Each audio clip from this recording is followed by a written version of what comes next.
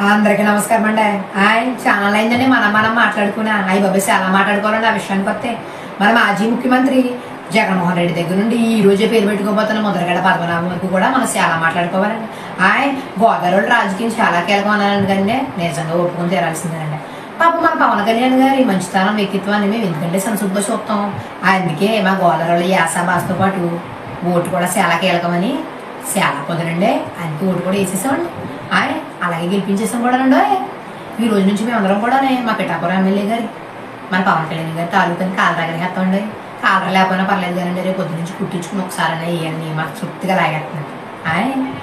ఏదేమైనప్పటికీ కూడా మా పార్టీ అధ్యక్షుడు పవన్ కళ్యాణ్ గారికి ధీటుగా హృదయపూర్వక శుభాకాంక్షలు తెలుపుతున్నారండి. అలాగే మా ఎన్డీఏ కూటమి అభ్యర్థులకి ఎమ్మెల్యే ఎంపీలుగా పోటీ చేసి గెలిచిన ప్రతి ఒక్కరికి కూడా హృదయపూర్వక శుభాకాంక్షలు అండి. బాబీ ఏం గెలిచేసేయాలండి, ఒక్కొక్కరు ఎవరికాలకే ధీటుగా గెలిచేసేయాలండి.